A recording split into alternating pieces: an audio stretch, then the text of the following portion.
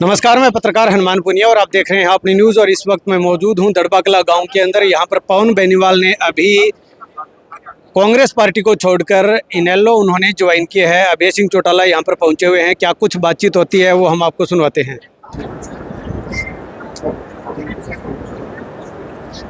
आज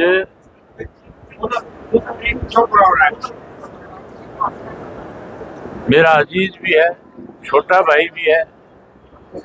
हम दोनों ने मिलकर के बहुत काम भी किए और कोई छोटी मोटी बात को लेकर के आपस में कोई मतभेद हो गए थे, गलतफहमियां हो जाती हैं। लेकिन पवन के साथ भाजपा ने भी धोखा किया और पवन के साथ कांग्रेस ने भी धोखा किया। मैंने इनसे हमेशा एक बात कही कि दोनों पार्टियां ऐसी है जो केवल निचोड़ना जानती है। जब कहीं राजनीतिक ताकत देने की बात आती है तो फिर ये लोग हाथ खींचते हैं। मैंने कहा आप अकेले के साथ नहीं, अनेक ऐसे मेरे साथी हैं जिनको कहीं ना कहीं गुमराह किया गया और समय आने पे उनके साथ बेईमान हो गया। आदित्य के साथ भी ऐसा ही हुआ। फिर हमने बैठ करके आपस में बातचीत करी कि हमें ऐसे लोगों को सबक सिखाने के लिए एकजुट होना चाहिए। ये हमारे जिले को लगातार भाजपा वाले भी कांग्रेस वाले कमजोर कर रहे थे और हमें बांट करके कमजोर कर रहे थे। सरसा जिला मजबूत हो, सरसा जिला की सरकार बने, पुराने हिसार जिले में ताकत आए जो लगातार 20 सालों से जिसकी अनदेखी हो रही है। वहाँ बच्चों को रोजगार मिले, वहाँ कारखाने लगे, वहाँ और सुविधाएं प्रदान हो। हमने उसके लिए फैसला किया है कि हम अपने छोटे मोटे मत बुला करके इकट्ठे होंगे और भाजपा और कांग्रेस को दोनों को सत्ता से दूर रखेंगे, सत्ता से बाहर करेंगे। हम सरसा के लोगों की अपनी सरकार बना करके देंगे। हमारी सरकार बनने के बाद हम प्रदेश के साथ भेदभाव नहीं करेंगे। हम पूरे प्रदेश का, जैसे चौधरी ओम प्रकाश चौटाला ने सरकार आपके द्वार के तहत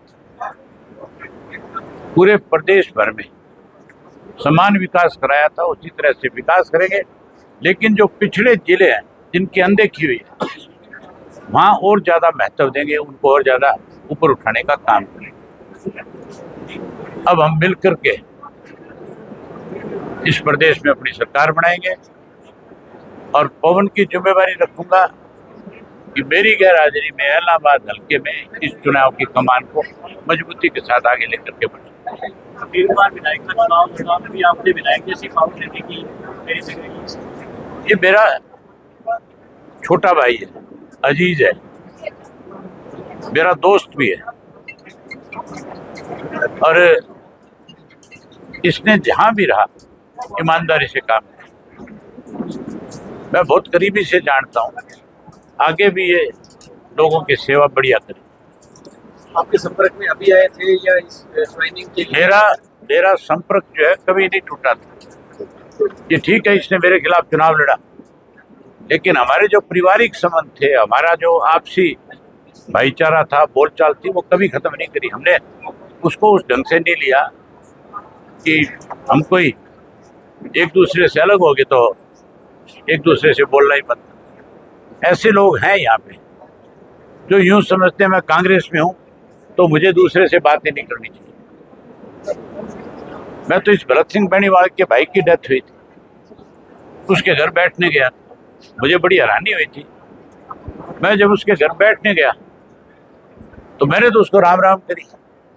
मैं तो उसके दुख की घड़ी में उसको संतावना देने गया और उसने मेरी राम राम लेने की बजाय मुंह फोड़ के बैठ गया। मैं जब तक वहां बैठा रहा आधा घंटा 40 मिनट, उसने मेरी तरफ देखा भी नहीं।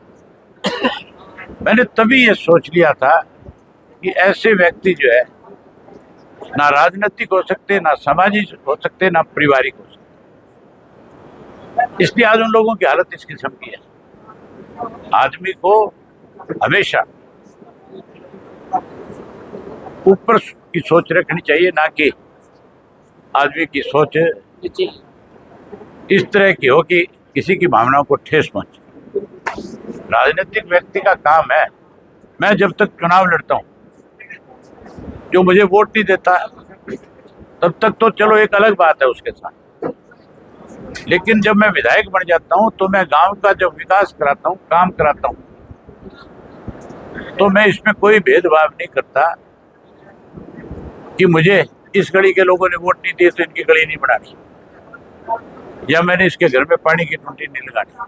मैं सामूहिक काम के लिए, मेरे पास कांग्रेस का है, बीजेपी का है, किसी पार्टी का कोई व्यक्ति है, मैंने उसको काम के लिए ना नहीं करी। और मैं सरकार बनने के बाद और ज्यादा धड़ल्ले से सबके काम करूंगा ताकि लोगों का दिल जीत सकूं। मैंने लोगों का दिल जीतने का काम किया है, मैंने किसी को निराश नहीं किया।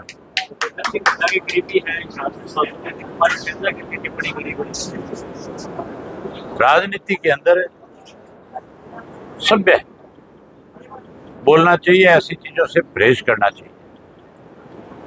वो एक बार का सांसद नहीं है, 2-3 बार सांसद बना है, विधायक भी रहा है, वो कैबिनेट में मंत्री भी रहा है। जब तक हमारे साथ था तब तक सभ्य था। कांग्रेस में जाने के बाद मुझे लगता है कि कांग्रेस में कुछ इस तरह की भाषा सिखाई जाती होगी, भाजपा में सिखाई जाती होगी। अनेक भाजपा के नेताओं के बयान भी इस तरह के आते हैं। कंगना रनौत का बयान आया था किसानों के प्रति, भाजपा को उसको पार्टी से बाहर करना चाहिए था। अब महिलाओं के प्रति इसका इस तरह का आचरण है, कांग्रेस को भी इसको बाहर करना चाहिए। कांग्रेस बाहर करने के बजाय ऐसे आचरण के लोगों को बढ़ावा देती है। इसका लोग जो है, कलायत के लोग इस बात की सबक देंगे। वहाँ की विशेष करके माताएं बहनें जो है, मैं उनसे आपके माध्यम से कहना चाहूँगा कि आप ऐसे व्यक्ति को जरूर सबक सिखाओ जो आपकी इज्जत ना करे। ढुड़खाप की पंचायत हो रही है, मैंने सुना है, और वो बड़ा फैसला लेंगे, वो इसको सबक सिखाएंगे। अकेले ढुल की बात नहीं है, अकेली शैलजा की बात नहीं है, ये हमारी माताओं और बहनों का अपमान है। हम अपनी माताओं और बहनों पर इस तरह की टिप्पणी करें, ये राजनीतिक व्यक्ति के लिए शोभा की बात, अच्छी बात नहीं। आज के समय में हरियाणा में हम सरकार बनाएंगे, ज्वाइनिंग तभी हो रही है ना जब सरकार बन रही है। कांग्रेस में भगदड़ है, बीजेपी में भगदड़ है, हमारे पुराने साथी जितने भी हमारे से रुष्ट हैं, हम सबको अपने साथ जोड़े।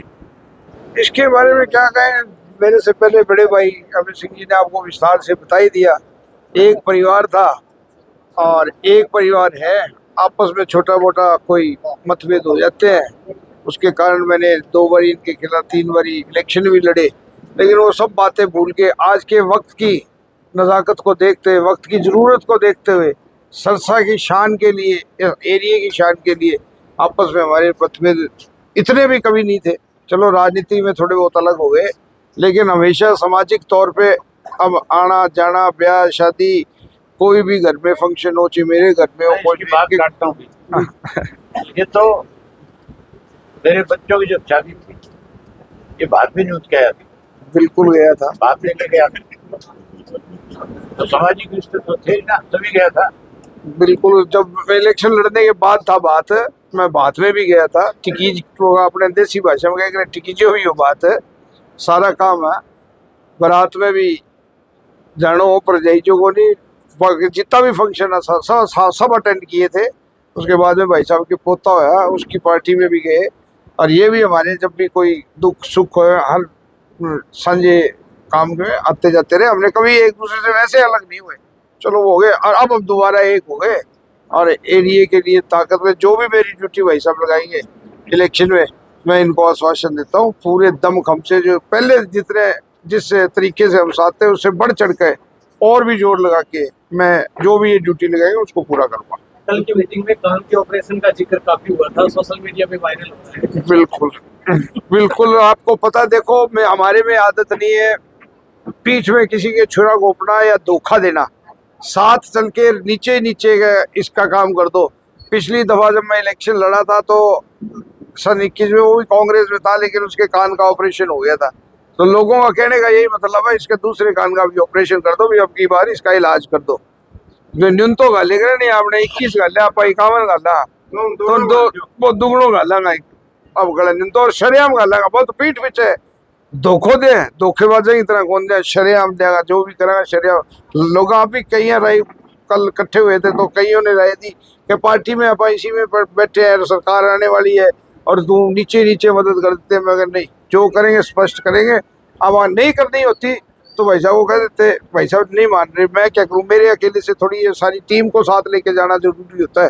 जो टीम होती है उससे आदमी तकड़ा होता है। लेकिन सबने बात मानी मेरी, बोले सबने कहा बिल्कुल भाई साहब के साथ दो तो खुल के दो, और खुल के साथ दे रहे हमने और पक्का इलाज करेंगे। कान को घूमड़ो फोड़ के रहना, फोड़ दिया। ठीक है।